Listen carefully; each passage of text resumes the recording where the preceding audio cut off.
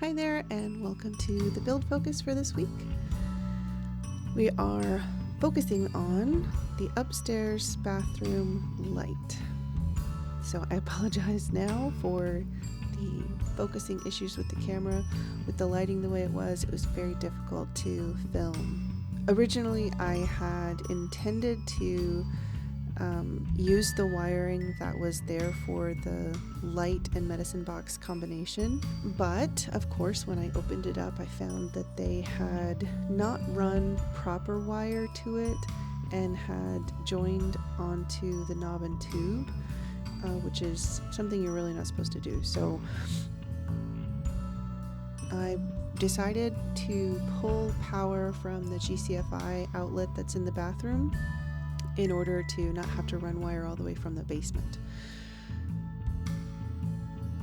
I had to get up in the attic and run new wire. So it was quite a bit of work and very hot to be up in the attic and pulling the wires, but it wasn't that hard. And once I got it up there, it was just pulling it through and getting it into position.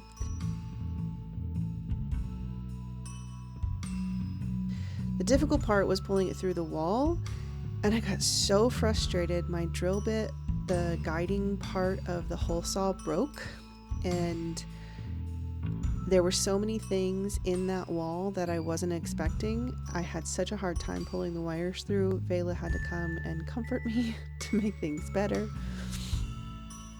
But eventually I got the wires pulled through and was able to connect them to the GCFI and start the repair process for the drywall and plaster. Since I had to do a drywall repair for the medicine cabinet, punching that hole in the wall where the light junction box was going wasn't that much more of a repair. And it made such a big difference to be able to see what was in there and to pull the wires around the obstructions. Because of the medicine cabinet, there were a lot of unexpected things in the wall.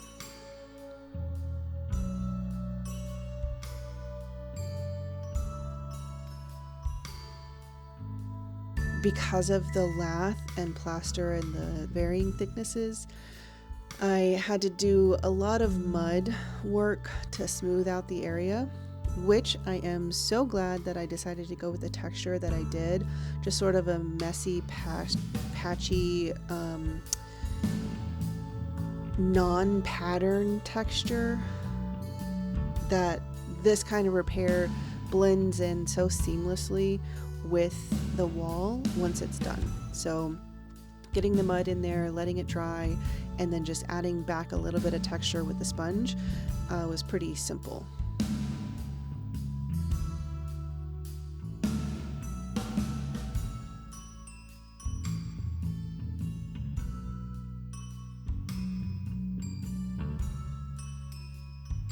One thing I will point out that I didn't realize, I thought when you run power from the GCFI outlet, there's a special slot for it, for downstream power to be pulled off of it.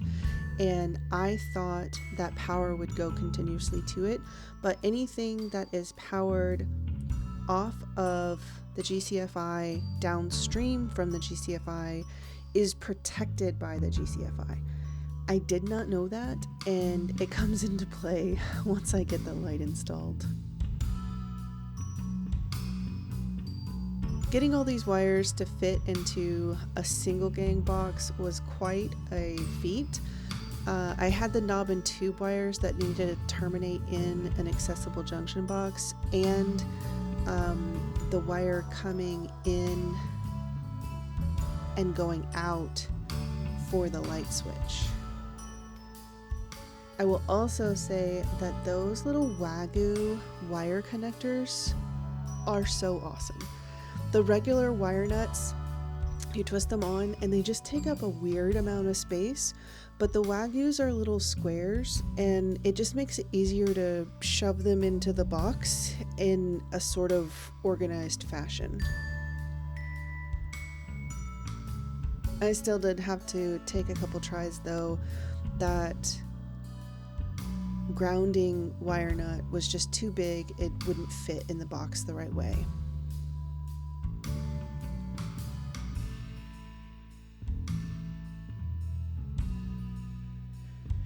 Also, I found somewhere someone was talking about the taping the Wagyu wire nuts closed so that when you are shoving them in the box that they aren't, the tabs don't have an opportunity to open and the wires have an opportunity to come out. So I made sure to tape all of the Wagyus closed. Again, sorry for the distortions in focus as I'm painting.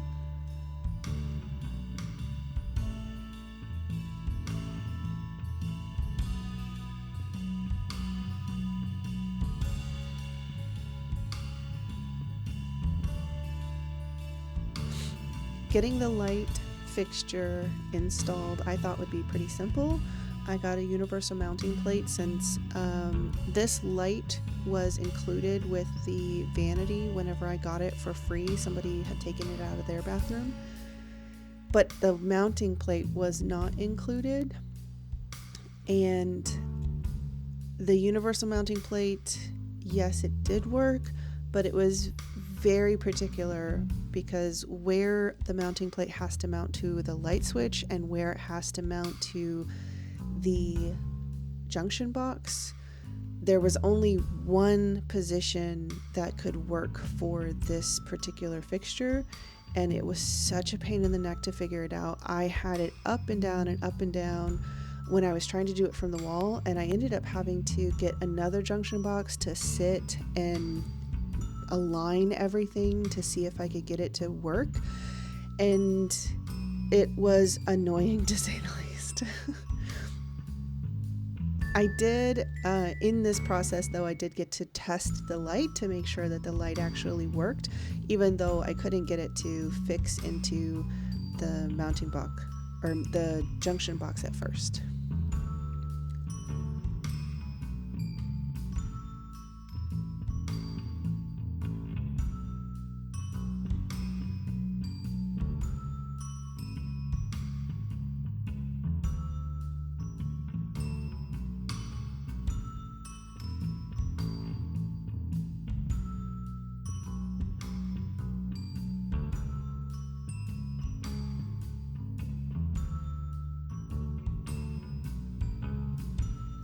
I realized that the filming and the focus was quite terrible, and so I had ordered some lights for filming, and the rest of this video we have some lighting. But I have the light now.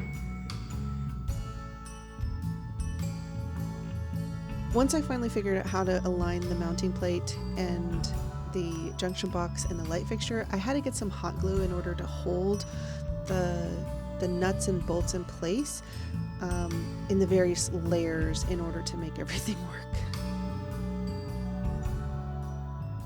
Again, those Wagyu wire nuts were just awesome. I finally got everything up and the mirror in place and the lights and light bulbs all set up, and was all geared up for a beautiful reveal.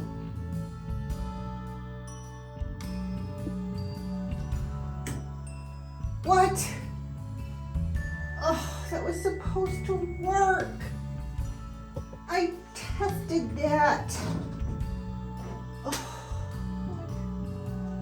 Boogers. I pulled the light fixture down, checked all the wires were connected properly. Everything was connected. I could not figure out why it wasn't working, and on a whim, I flipped the switch on the GCFI and realized that that was controlling the power to the light switch, as I mentioned before.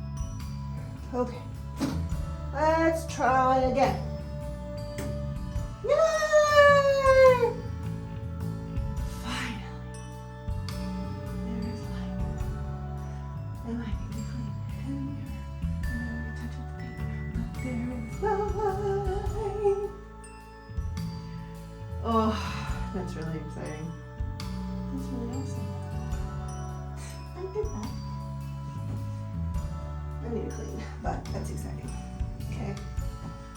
I gotta say, I was proud of myself for getting this done finally. It was really frustrating, but I'm glad that I have it, and it looks really nice in the bathroom.